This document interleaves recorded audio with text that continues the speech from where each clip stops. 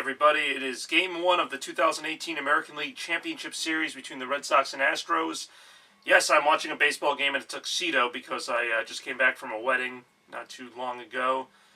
And yeah, that is where we're at right now. Game 1 against the Astros. Red Sox losing 3-2 in the bottom of the 7th inning. And facing Presley out of the Houston bullpen, a pretty good pitcher. Chris Sale, I guess, went the first 4. I don't know too many of the details of the game. I wasn't here for it, but it looks like not a lot of scoring and not a lot of hits because Red Sox scored on a wild pitch and then a walk with the bases loaded, and Astros, I think, benefited from a Red Sox error and some walks. So, I thought this was going to be a close series. I thought this was going to be a close game, but, so far neither of these teams' lineups really showing what they're made of. Let's see if that changes here in the bottom of the 7th. And I'm happy, I'm happy to be in this position, happy to see the Red Sox in the ALCS for the first time since 2013. Of course, there was some magic in that ALCS with David Ortiz and his grand slam. We'll see if something like that happens in this game. If it does, you can guarantee that I won't be here to film it, because that's just how that's going to go. And, yeah, here we are. Brock Holt leading things off against Presley, bottom of the 7th inning in Game 1. Red Sox trailing by a run. That ball was outside, called a strike because the umpires suck, but we knew that already. Some things never change no matter what the score is. Brock Holt 0 for 2 with a couple strikeouts, still batting 500 for the postseason with that cycle at Yankee Stadium, which was pretty impressive. And that was a strike. That was actually a pretty hittable pitch in my opinion, but what do I know? Never really hit before. Hey-o. So here we go. Matt Barnes talking it over with the pitching coach. Bottom of the 7th inning, 0-2 the count. That one is fouled off himself, and the count will remain at 2-2. Ryan Presley, he's been pretty unhittable since August 15th. So, the odds are not in the Red Sox favor. Now, Houston does have a pretty good bullpen.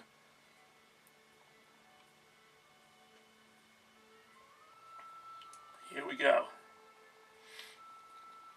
And timeout is called. So the suspense will continue for at least another few seconds as Presley gets ready to throw the 0-2 pitch to Brock Holt.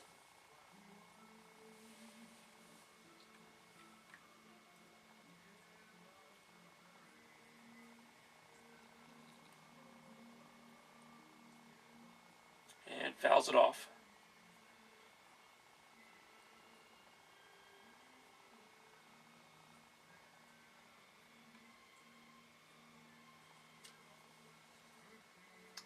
Go. Yeah, I would have more to talk about with this game, but it doesn't seem like there's a whole lot to talk about. The Red Sox haven't been exceptional. They haven't sucked. They made an error, I guess. I could complain about that, but that one's outside. 1-2 the count. But no, if you're 3-2 against the Astros through 7 innings, yeah, you'd rather be winning 3-2, but still not a bad position to be in at home with a chance to win the game and get this series off to the start that it needs to get off to. Because I think the Red Sox, as much as I think the Astros probably will win the series, I think the he struck out. I think the Red Sox can win this series, but a lot of things have to go right. And obviously one of those is winning Game 1. You have to win the games that Sale starts, even though he only goes 4 innings. And that's something that's kind of annoying me, is like, why are the Red Sox pitchers only going 4 or 5 innings, even if they're good? Like, Rick Porcello against the Yankees in Game 4 threw 65 pitches through, 5 innings, and they pulled him. I guess because that last inning he gave up a run. But, can we really be this cautious with the starters, given that the bullpen isn't much of a better alternative? Can we really just, take people out after 4 or 5 innings? Unless they suck, I say leave them in for 6 or 7. But that's also going on throughout baseball. That's not just the Red Sox. A lot of teams have been, very cautious with their starters. I think with the Brewers game last night, their starter only went 3 innings. He gave up a couple runs in those 3 innings, and they said, oh, that's it. So, I get that it's the playoffs, and I get that, you can't really afford to, give away outs or to, just let pitchers go further than they should. But at a certain point, I don't know, I just remember a lot more long starts in the postseason from the Red Sox and from other teams in years past. And this year, with the whole advent of the whole opener thing, as that one is grounded to shortstop, Correa with the throw, and it's thrown away, and he will reach base. Like I said, a game of errors, a game of walks. This has not been like an exciting slugfest or a pitching duel for that matter, even though the score is only 3-2. It seems like Both pitchers have been effectively wild at times. There was a wild pitch by Verlander to score a run for the Sox, so not really an impressive pitching or hitting day for either team, but the score is still 3-2 as Correa throws that one away. Pretty, not want to say easy play to make, but definitely a play that should have been made in that situation, but the ball was nowhere near first base and safe. Oh, God, I don't remember who the hell was up for the Red Sox, but he's safe. This is that boring part of the lineup where, I kind of have, the same amount of no faith in, the Red Sox 7 through 9 hitters. It's not oh, well, he's not bad for a 7-hitter. It's no, they all kind of stink after, the 6th hitter in the lineup. And even really do the 5th hitter in the lineup. I mean, Brock Holt, all due respect, I don't really get excited when he comes up to bat. I know he had a pretty good September and he hit for the cycle and everything, but I guess he's the best of a bad thing because, like I said, the last 4 hitters for the Red Sox, Jackie Bradley, and I like Jackie Bradley. I want him to succeed because I really like his defense and I really want him to do better at the plate. But I'm not exactly filled with confidence here that Bradley's going to get a hit. But hey, maybe another error will happen. So the Red Sox have 1 on and 1 out, which is always good. Better than the alternative because it looked like, I think it was Nunez. I'm just trying to go through the lineup here in my mind.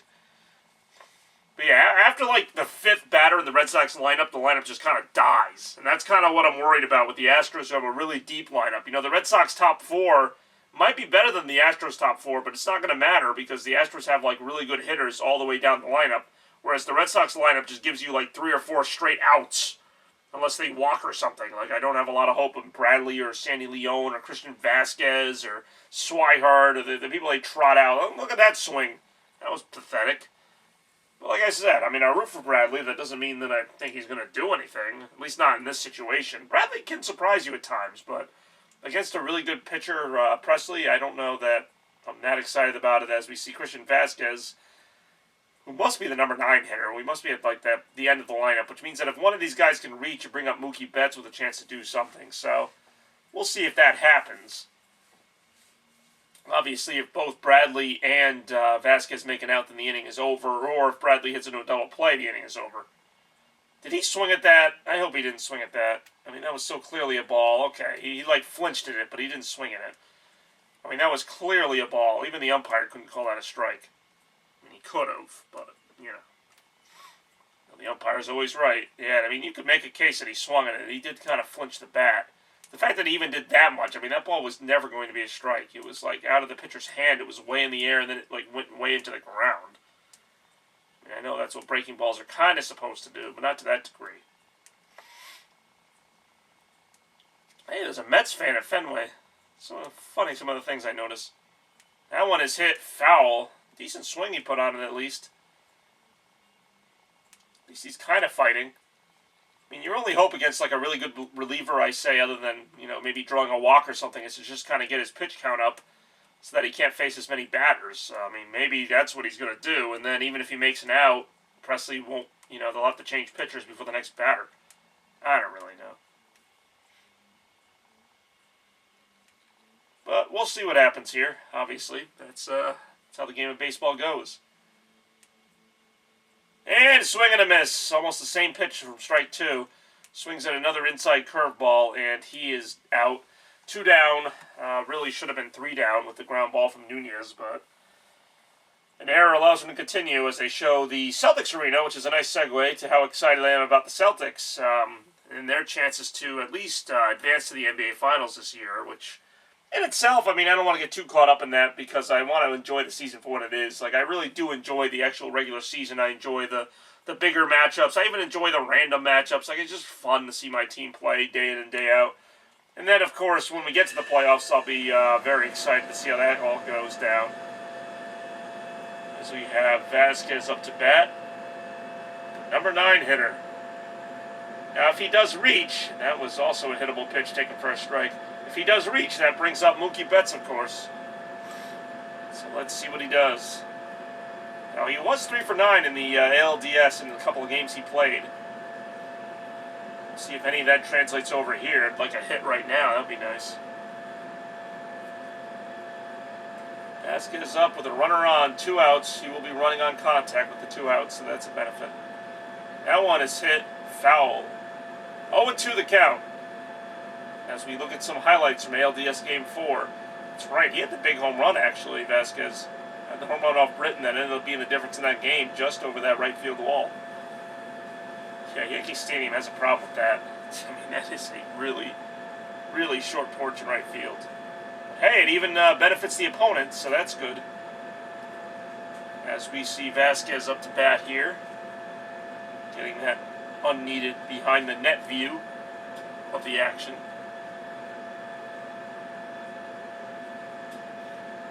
And that was in the dirt. Ball 1. 1-2 the count, bottom of the 7th with 2 outs. It's funny, it seems like this has been a long inning. Like, I feel like I've been talking for like over 10 minutes, which for me is a bit of a while for nothing to have happened. But really, nothing has happened. It does feel like kind of a long half inning with just the one runner in the air and, you know, the strikeouts and all that good stuff. Yeah, we'll see what happens. Maybe the payoff, maybe there'll be a payoff here and it'll be worth the waiting for 10 minutes. Maybe they'll get a run. Let's hope. There's some recording, so probably not. Let's hope.